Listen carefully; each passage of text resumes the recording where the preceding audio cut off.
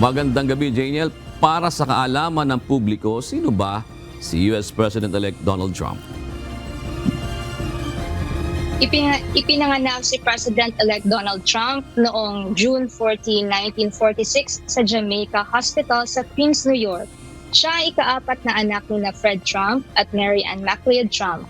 Nakapagtapos ang 47th President ng US ng Bachelors of Science in Economics sa Wharton School of the University of Pennsylvania noong 1968.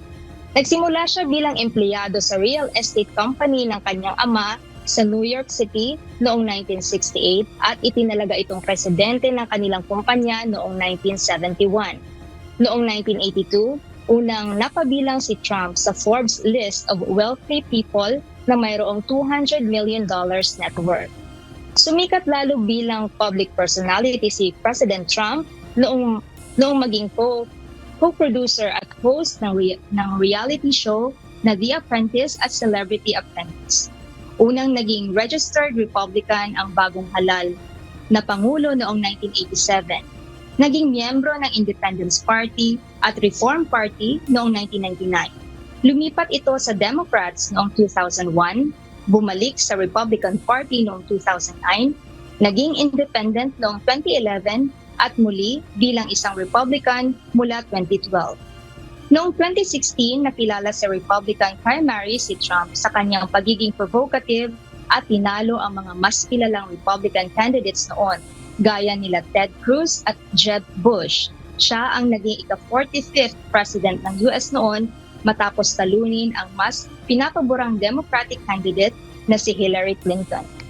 Nakilala ang kanyang unang termino na panahon ng paglakas ng ekonomiya sa unang 2 taon at ang panahon ng pandemya kung saan unang itinanggi nito ang anti-COVID vaccine at pagbagsak ng ekonomiya at pagtaas ng unemployment rate sa bansa dahil sa lockdowns.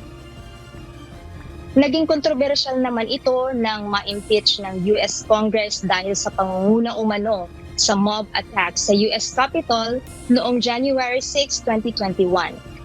Nananatili ang paniniwala ng Pangulo na siya ang nanalo noong 2020 election at nadaya ito kung kaya't si incumbent President Joe Biden ang nakaupo ngayon sa White House. Sa muling pagbabalik ni Trump bilang Chief Executive ng US, asahan ang mga hakbang nito patungkol sa immigration na isa sa mga unang gagawin ng re-elected president.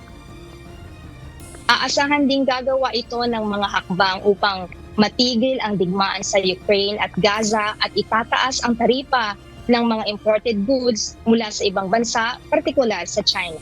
Balik sa iyo, June. Maraming salamat, Janiel Panoy, live mula sa Hawaii, USA.